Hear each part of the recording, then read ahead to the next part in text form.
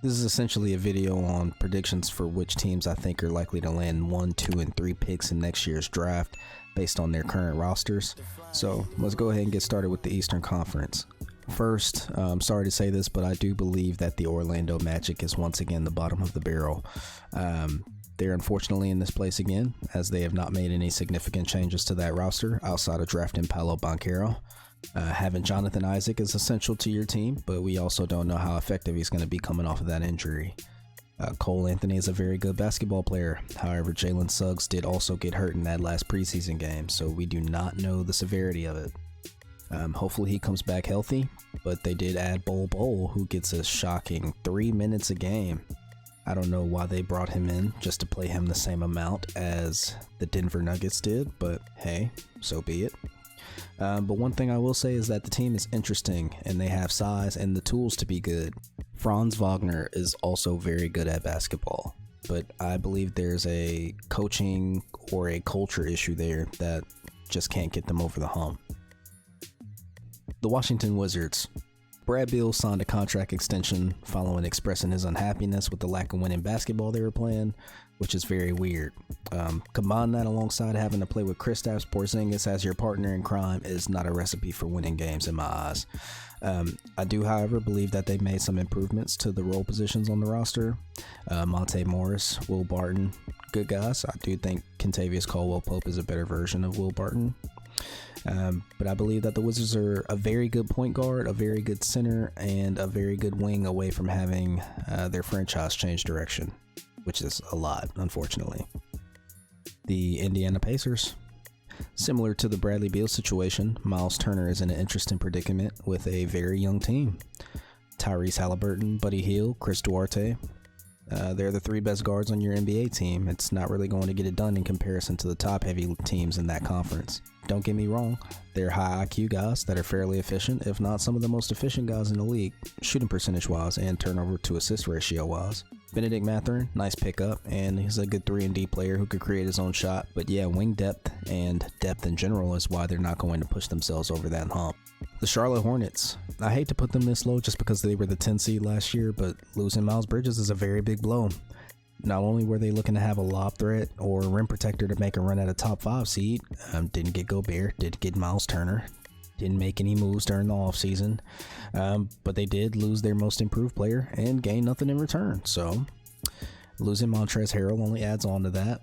They have a lot of inefficient guards, and the bigs that they did draft are not very good offensively. Kai Jones and Mark Williams are very athletic defensive monsters, but hey, high upside athleticism, but not enough to put them in contention at all. The Detroit Pistons. I really believe that the Pistons are one of the few teams that have gotten better over the course of the offseason. Cade Cunningham playing alongside Jaden Ivey and one of my potential most improved player candidates this year, Sadiq Bey. Bringing in Marvin Bagley was an interesting roster choice. I do like the fact that he's getting a chance to prove himself. Unfortunately, today he did get in an injury. Hopefully he heals up from that. It was non-contact, looked kind of scary, so hopefully he actually plays because that is a big blow. And they're definitely in this position if he goes down. Killian Hayes hasn't really proven himself to be a solid man next to Cade. And I don't believe that Nerlens Noel or Bogdan Bogdanovic are the guys that your talent want to take advice from. Now, if they could buy into a culture similar to like another young team, the Grizzlies, I see flashes of promise from that team. I do believe that they have a lot more roster changes to go before they can make that happen. Primarily that goes with development and bench depth. We know the Jazz decided to blow it up this year, moving Gobert, Bogdanovic, Mitchell, and still even having Mike Conley and Jordan Clarkson on that roster is not going to put them in play in contention. I think they're likely going to be moved before the trade deadline, and the assets they gain from all the moves seem to only be trade capital anyway. Colin Sexton made a 3-on-5 comeback in college, but I don't think that can save the franchise from being bottom 10 next year with Lauri Markkanen as your 3. The Sacramento Kings. Not even gonna lie to you, I've seen this team lose so much, I don't know what it's like to see them win. My entire life cycle has been the Sacramento Kings not making it to the playoffs. They've been a bottom half of the league team ever since I began to watch basketball. De'Aaron Fox, not a god-awful shooter, but an elite slasher, one of the fastest point guards in the league, and playing alongside Domantas Sabonis, I can see them, winning around 30 games. That ceiling only goes up by +5 depending on how well Keegan Murray fits into that system. The Thunder. So yeah, as a Thunder fan, I would love to say that every year we're going to win the championship. As a realist, we are not. Unfortunately, Chet wanted to play 50,000 rec games instead of getting in the weight room and put us in another position to tank.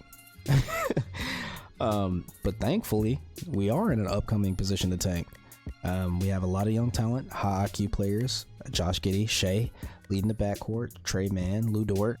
But without Chet, we're not striving for anything. The ideal scenario is for us to use up all the draft capital they gave to be in a situation where we could trade up to get Wembanyama if we end up with anything lower than 1. This was a toss-up between the Rockets and the Trailblazers, so the reason that I selected the Rockets is simply because Damian Lillard has a way of willing teams to wins. If Dame is healthy an entire season, it's a guaranteed play-in position, so that's why I selected the Rockets. Regardless of that team having one of my favorite young cores, I believe that the team only goes as far as Jalen Green and KPJ takes them.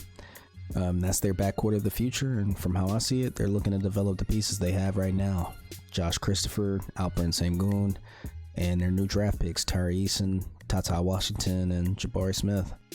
So, in conclusion, the teams that I expect to end up with the 1, 2, and 3 picks are the Orlando Magic, the San Antonio Spurs, and the Oklahoma City Thunder. But yeah, man, if y'all rock with the content, make sure you leave a like on the video, subscribe to the channel so you can stay up to date on the weekly sports videos. It's our first one on the new channel, so make sure you get those clicks so we get in the algorithm. It's your boy Quay Knows Ball, and I'll catch y'all in the next one. Peace.